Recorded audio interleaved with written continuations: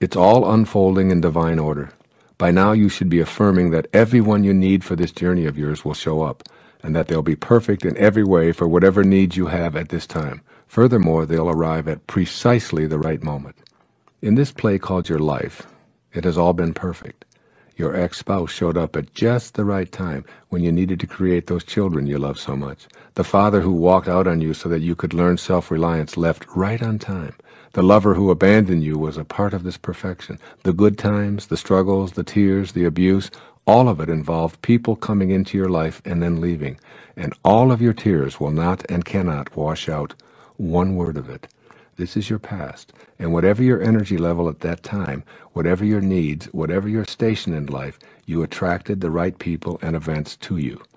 You may feel that they didn't show up when you needed them, that in fact you were alone and no one showed up at all, but I urge you to see it from the perspective of all of life being in divine order. If no one showed up, it was because you needed to handle something on your own and therefore attracted no one to fulfill your energy level at that time. Viewing the past as a play in which all characters and all entrances and all exits were scripted by your source and was what you attracted at the time frees you from the very low energies of guilt, regret, and often revenge. As a result, you'll go from being an actor who's influenced by others playing the roles of producer and director to being the writer, producer, director, and star of your own glorious life. You'll also be the casting director who possesses the ability to audition anyone you choose. Base your choices on taking the path of no resistance and staying harmonized with the ultimate producer of this entire drama, the universal, all-creating mind of intention. You must be what it is that you are seeking. This is a universe of attraction and energy. You can't have a desire to attract a mate who's confident, generous, non-judgmental, and gentle and expect that desire to be manifested if you're thinking and acting in non-confident, selfish, judgmental, or arrogant ways. The right people will show up precisely when you need them and when you're able to match up. You must be that which you desire. When you are what you desire, you attract it by radiating it outward. You have this ability to match up with the power of intention and fulfill your intention to attract ideal people and divine relationships. Love can only be attracted by and returned by love. The best advice I can give for attracting and maintaining spiritual partnerships, as is emphasized here, is to be what it is that you're seeking. Most relationships that fail to sustain themselves are based on one or both of the partners feeling as if their freedom has been compromised in some way. Spiritual partnerships, on the other hand, are never about making another person feel inferior or ignored in any way. The term spiritual partnership simply means that the energy that holds the two of you together is in close harmony with the source energy of intention that I've described earlier. You've already connected to those you want in your life, so act like it. Mystically speaking, there's no difference between you and another person. A weird concept, perhaps, but nevertheless valid. This explains why you can't hurt another person without hurting yourself, nor can you help another person without helping yourself. You share the same source energy with everyone, and consequently you must begin to think and act in a way that reflects your awareness of this principle. When you feel the need to have the right person show up, begin to change your inner dialogue to reflect this awareness. Rather than saying, I wish this person would show up because I need to get out of this rut, activate a thought instead that reflects your connection, such as, I know the right person will be arriving in divine order at precisely the perfect time. You are love. You emanated from pure love. You're connected to this source of love at all times. Think this way, feel this way, and you'll soon act this way. And all that you think, feel, and do will be reciprocated in exactly the same fashion. Believe it or not, this principle of the right person showing up has been in place forever. It's only your ego that keeps you from seeing it clearly. A few words here about patience. There's a wonderfully paradoxical line in A Course in Miracles. It says, infinite patience produces immediate results. To be infinitely patient means to have an absolute knowing within you that you're in vibrational harmony with the all-creating force that intended you here. You are, in fact, a co-creator of your life. You know that the right people will show up on divinely ordained schedule. Attempting to rush the schedule based on your own timetable is akin to getting down on your knees and tugging at an emerging tulip shoot, insisting that you need the flower now. Creation reveals its secrets by and by, not according to your agenda. The immediate results that you'll receive from your infinite patience is a deep sense of peace. You'll feel the love of the creation process, you'll stop making incessant demands, and you'll start being on the lookout for exactly the right person. Your desire to be and live from greatness is an aspect of your spiritual energy. In order to create balance in this area of your life, you have to use the energy of your thoughts to harmonize with what you desire. Your mental energy attracts what you think about. Thoughts that pay homage to frustration will attract frustration. When you say or think anything resembling, "There's nothing I can do, my life is spun out of control and I'm trapped," that's what you'll attract. That is, resistance to your highest desires. Every thought of frustration is like purchasing a ticket for more frustration. Every thought that agrees that you're stuck is asking the universe to send you even more of that glue to keep you stuck. The single most important tool to being in balance is knowing that you and you alone are responsible for the imbalance between what you dream your life is meant to be and the daily habits that drain life from that dream. You can create a new alignment with your mental energy and instruct the universe to send opportunities to correct this imbalance. When you do so, you discover that while the world of reality has its limits, the world of your imagination is without boundaries. Out of this boundless imagination comes the seedlings of a reality that's been crying out to be restored to a balanced environment. Restoring the balance. The objective of this principle is to create a balance between dreams and habits. The least complicated way to begin is to recognize the signs of habitual ways of being and then learn to shift your thinking to being in balance with your dreams. So what are your dreams? What is it that lives within you that never ever has gone away? What inner nightlight continues to glow even if it's only a glimmer in your thoughts and dreams? Whatever it is, however absurd it may seem to others, if you want to restore the balance between your dreams and your habits, you need to make a shift in the energy that you're contributing to your dreams. If you're out of balance, it's primarily because you've energetically allowed your habits to define your life. Those habits and the consequences thereof are the result of the energy you've given them. In the early stages of the rebalancing process, concentrate on this awareness. You get what you think about, whether you want it or not. Commit to thinking about what you want rather than how impossible or difficult that dream may seem. Give your personal dreams a place to hang out on the balance scale so that you can see them in your imagination and they can soak up the energy they deserve. Thoughts are mental energy. They're the currency that you have to attract what you desire. You must learn to stop spending that currency on thoughts you don't want, even though you may feel compelled to continue your habitual behavior. Your body might continue for a while to stay where it's been trained to be, but meanwhile, thoughts are being aligned with your dreams. The esteemed 19th century writer Louisa May Alcott phrases this idea in an encouraging and an inspiring manner. She says, quote, "Far away in the sunshine are my highest inspirations. I may not reach them, but I can look up and see the beauty, believe in them, and try to follow where they lead." Choosing to restore a semblance of balance between your dreams and your habits seems possible with Miss Alcott's phrases in mind. Look up and see, and believe in them. The words bring to life an energetic alignment. Rather than putting your thoughts on what is or what you've habitually thought for a lifetime, you shift to looking up and seeing and firmly believing in what you see. When you begin to think in this manner, the universe conspires to work with you and sends you precisely what you're thinking and believing. It doesn't always happen instantaneously, but once the realignment is initiated in your thoughts, you've begun being in balance. The habit of thinking in alignment with your dreams. Oscar Wilde once observed that we're all in the gutter, but some of us are looking at the stars. This is a perfect example of what it means to align your vision and thoughts so that they're balanced with what you sense you're here to be. A thought such as, "It is my intention to create a place to help underprivileged children," is in reality a message to the universe. If you feel strongly that you came here for a particular purpose, then you should cultivate energy to match this dream. It doesn't matter what the circumstances of your life are. Your current financial status is unimportant when it comes to your pursuit of this purpose. The presence of a gaggle of naysayers shouldn't sway you or make you doubt your attraction to your calling. What you're doing as you get your life balanced with your dream is beginning to co-create your life. Co-creation is cooperatively using the energy from the invisible field of spirit. It is perfectly balancing your in-the-world calling with the pure energy of creation. You emulate this creation field by being as much like it as possible. This involves your willingness to contemplate yourself as a being of balance, attracting the conditions you desire to produce. It is in the contemplation of this power that you actually acquire this power. I'm going to re-say that. It is in the contemplation of this power that you actually acquire this power. Listen to this statement until it sticks with you like superglue. You cannot manifest a place for helping underprivileged children by contemplating the impossibility of that happening.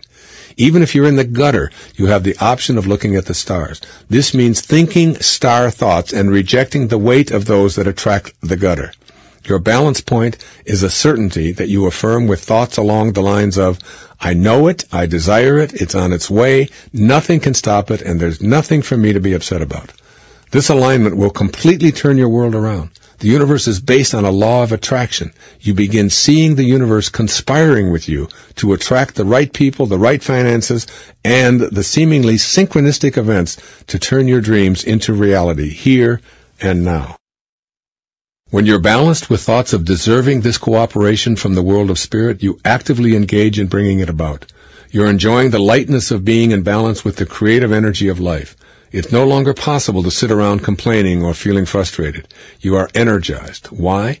Because you're balanced with the source of all creation. And just like it, you access creativity by attracting all that you need with your thoughts. It just doesn't work if you're in a state of imbalance, complaining, living in fear, or expecting the worst. The same logic of realignment for balancing your dream energy with your daily habits applies to anything you're capable of imagining. Writing and producing your own music album, training horses, adopting a child from an impoverished land, owning your own home in the country, landing the job that's always eluded you, making the kind of money that will free you from debt, running a marathon, you name it. And if you can dream it, you can achieve it. But only if you align your inner creative energy, your thoughts, so that they match up perfectly with your desires. Thoughts that reinforce current habits that are incongruous with your desire must be replaced with aligned energy. No one has said it better than Jesus of Nazareth. Believe that you shall receive, and you shall receive. What's the point of living a life disputing such imbalanced wisdom? Treat yourself as if you already are what you'd like to be. Whatever it is that you envision for yourself, no matter how lofty or impossible it may seem to you right now, I encourage you to begin acting as if what you would like to become is already your reality. This is a wonderful way to set into motion the forces that will collaborate with you to make your dreams come true. To activate the creative forces that lie dormant in your life, you must go to the unseen world, the world beyond your form. Here is where what doesn't exist for you in your world of form will be created. You might think of it this way. In form, you receive information. When you move to spirit, you receive inspiration. It is this world of inspiration that will guide you to access anything that you would like to have in your life.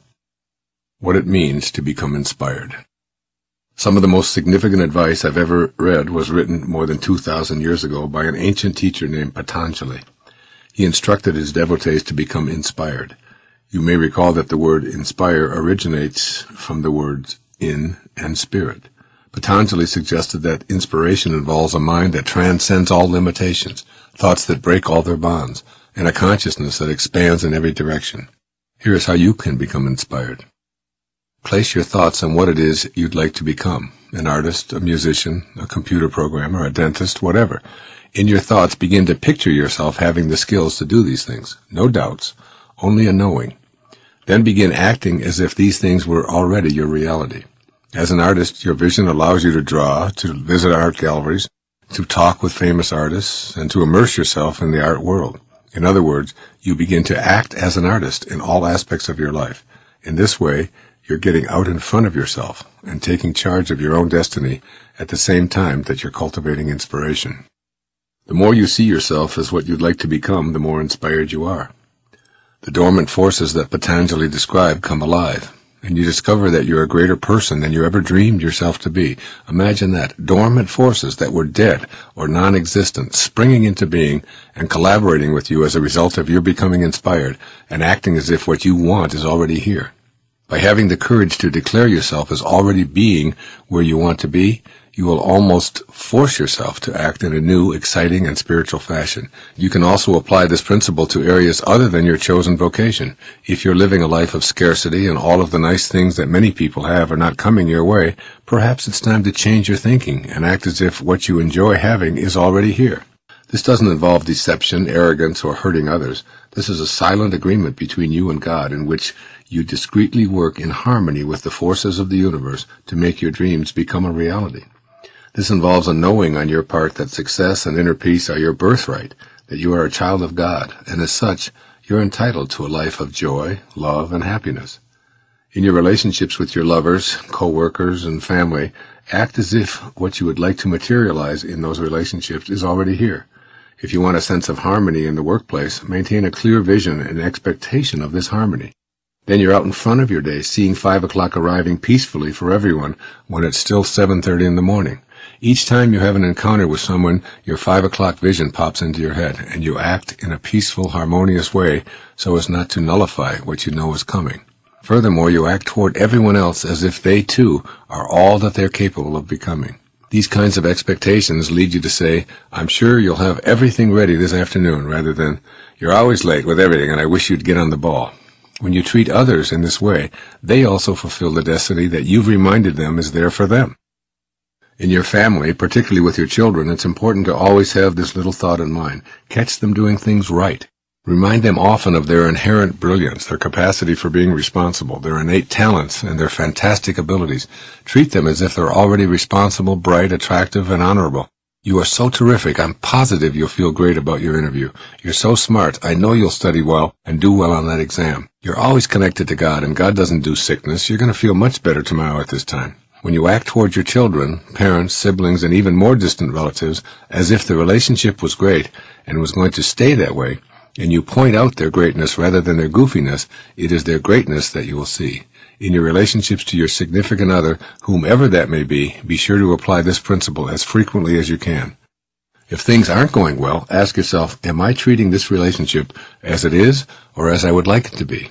So how do you want it to be? Peaceful, harmonious, mutually satisfying, respectful, loving? Of course you do. As such, before your next encounter, see it in those ways. Have expectations that focus on the qualities of inner peace and success. You'll find yourself pointing out what you love about that person rather than what they're doing wrong. You'll also see the other person responding to you in love and harmony rather than in an embittered way. Your ability to get out in front of yourself and see the outcome before it transpires will cause you to act in ways that bring about these results. This strategy for living works for virtually everything. Before I speak to an audience, I always see them as loving, supportive, and having a terrific experience. Before writing, I see myself with no writer's block, being inspired and having spiritual guidance available to me at all times. As A Course in Miracles reminds me, if you knew who walked beside you at all times, you could never experience fear again. This is the essence of inspiration, as well as seeing the future in terms of how you want it to be, and then acting exactly in that manner. The natural extension of being grateful is the development of a generous heart. Perfect generosity is a willingness to give of yourself and all that you have manifested without any expectation of a return.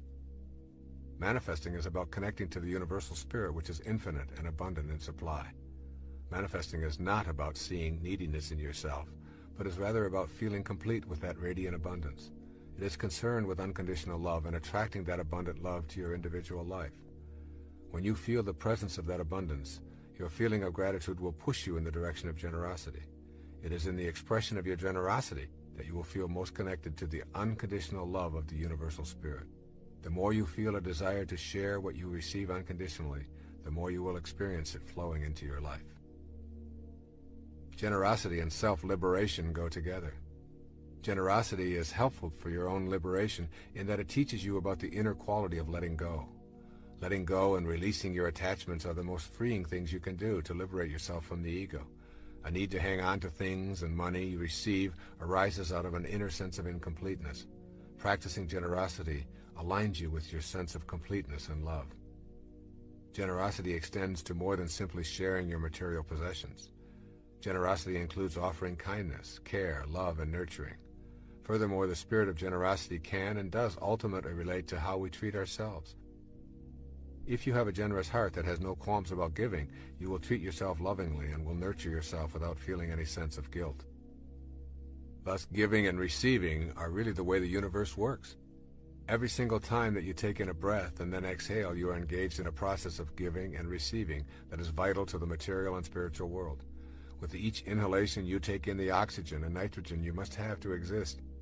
And with each exhalation, you send back the carbon dioxide that supplies the entire plant world.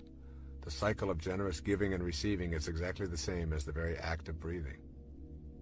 Look around you and notice how everything in our universe is a result of giving and receiving. The entire food chain represents a giving of life and a taking of life, and then a giving back in an endless cycle of material manifestation. The process works in the same way on the spiritual level. You put out loving energy to connect to that which you desire, and it returns to you. It is a giving and receiving action. So therefore, it's really important to cultivate an attitude of generosity. Put generosity into your manifestation practice to keep the natural flow of giving and receiving moving in your life. Recognize that this is a way of being that can be developed. You may have convinced yourself that giving is impossible because you have too little for yourself. If you're not generous when it's difficult, you will not be generous when it is easy. Generosity is a function of the heart, not the wallet. A generous heart is one that places no limitations on its ability to be generous with others and does not do it for reward or recognition. Think of the myriad of things that you do each day for others, including animals and the environment, as ways of practicing generosity. Talking to a lonely neighbor, feeding a stray cat, opening a door, anonymously paying the toll for the car behind you, vacuuming the carpet, or whatever may occur in the thousands of actions you undertake each day. Most important, remember that to give without expectation of an acknowledgement is truly the work of your higher self. Keep your generosity practices private. Then become aware of the internal resistances that arise within you when you have an impulse to give.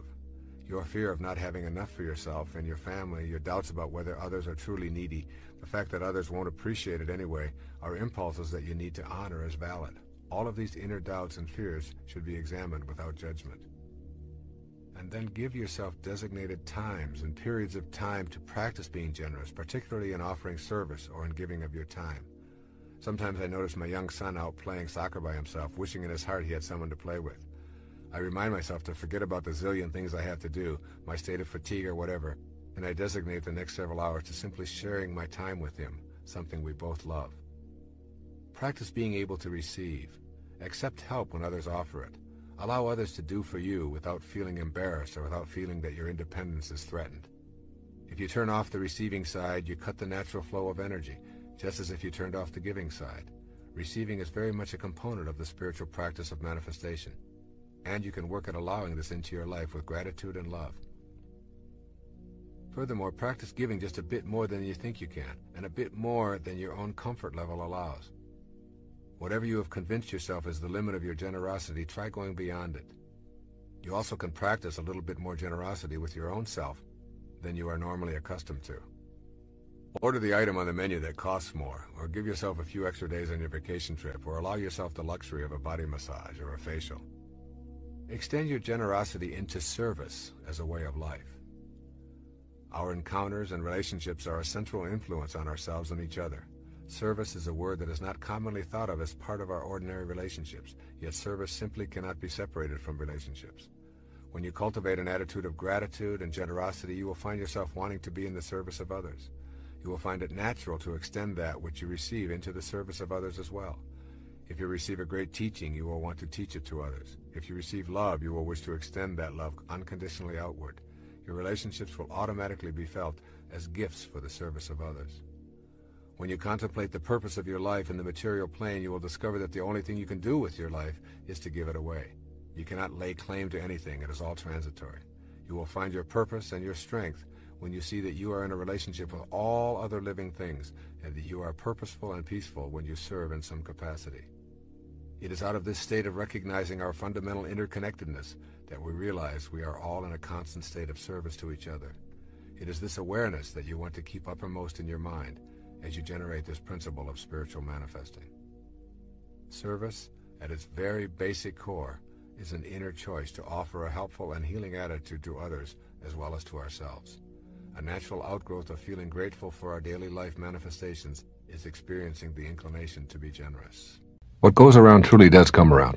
The more you give away and do everything that you do in the service of others, the more that seems to come back.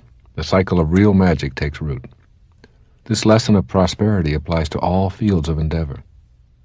When I was boarding an airplane early one time, I overheard the sarcastic voice of a flight attendant saying, "Here come the animals." I knew it was only a matter of time until that organization perished from a scarcity of passengers. Sure enough, they've gone into bankruptcy. Employees need to know in their souls that they are privileged to serve those who are willing to give of their income to use the service. But I'm not talking to an organization, I'm talking to you. You can shift your consciousness all you want, but you must also shift the emphasis of what you do from results to purpose. Try it. Shift for a 1-month period of time and see if miracles don't start showing up in your life. The less you need to force this new way of being on yourself, the easier it becomes to let it be the guiding principle of your life.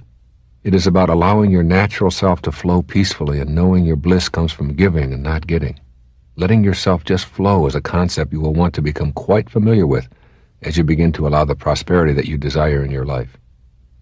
Earlier in this tape, I discussed how everything seems to work perfectly in our lives when we are inspired. Flow is that kind of an inspiration, one so powerful that all obstacles seem to be removed, and we are in love with what we are doing so much that it seems to just flow without any effort from us at all. Getting to flow in your life means achieving a state of concentration so total that everything else becomes non-existent. People who experience prosperity in their lives know how to achieve this magnificent state, wherein their activities, instead of being a tedious set of chores to finish, become more like a meditation, only they are active and involved rather than sitting quietly. Getting to this zone, you are literally watching your body do things that are incredible. You are experiencing magnificent joy or bliss, and nothing can get in your way. You are on purpose, and you are having that peak experience that others can only dream about. There is a way to get to this state of flow. These are not only the secrets to becoming a superachiever in the workplace, they are the secrets for producing genuine miracles in your life. This process includes 1. Having an overriding spiritual goal that gives meaning to your work. Making your work a meditative experience, and instead of seeing yourself as doing a particular task, you actually in your mind become the task. You shift from a human doing to a human being, if you will. There is no separation. You and the task are unified, all in the name of that overriding spiritual objective to give of yourself in a purposeful way. 2. Focus and close your mind to all distractions. You can train your mind to focus, and this is why I've been encouraging you to learn to meditate. Give your mind the same mental training that you give your body when you want your body to be in a maximum physical condition. You need not be a slave to your senses. Focusing is your natural knowing within. You can either ignore it or go there often. 3. Surrender to the process. You must resist your impulse to strive for what you want. Surrender to God or your higher power, or however you choose to spell it. You must let go and surrender to the actual process. Forget about the result and put your mind and your physical body totally into the experience at hand. This is not that difficult to achieve. Don't strain to achieve. Instead, enjoy the process of the work that you are doing. The results will come independent of your striving for them. 4. Experience the ecstasy. This is the automatic result that will flow to you from the above guidelines. You will know a kind of inner beatitude and bliss that will be unmistakable. It will sneak up on you and hit you over the head, so to speak, but nevertheless, you will know that glorious emotional peak experience if you get yourself to flow in your life. The ecstasy is its own miracle. 5. Watch as you see yourself reaching peak productivity without striving. Your state of ecstasy opens up new vistas of creativity and energy. This natural state of bliss is the key to improving your performance. This is the state that superachievers are able to create for themselves. The processes of surrendering, focusing, and living at purpose lead to ecstasy. When you feel that inner bliss, you simply want more and more of it. The more of it that you are able to create for yourself, the more productive you become. Your thoughts create all of this ecstasy, and ultimately all of the miracles that are going to come into your life in the form of increased prosperity. Your mind is very powerful in terms of what it can produce in your physical reality, as well as the physical reality beyond your own borders. You are now on a path of working toward reversing scarcity consciousness to one of prosperity. This is largely a mental game. You must convince yourself that you and only you are responsible for the pictures in your mind. You must know how very powerful your picturing process is in creating the material world that you experience. This is a universal principle. This is a vital, alive factor of the universe that you are a part of and that is also a part of you. What you can conceive of as a picture in your mind, you can create in the physical world, provided you do not let go of the picture. My wife Marcy and I are currently having our children take lessons from acknowledged masters in the art of meditating and learning to trust one's inner vision. We do this not to give them an advantage over others, but for the purpose of their knowing that they have something within them that no one can ever take away from them, regardless of the material circumstances of their lives. They are learning very early that their peace and tranquility as human beings is dependent upon themselves, and that they have a special retreat within that is always available to them.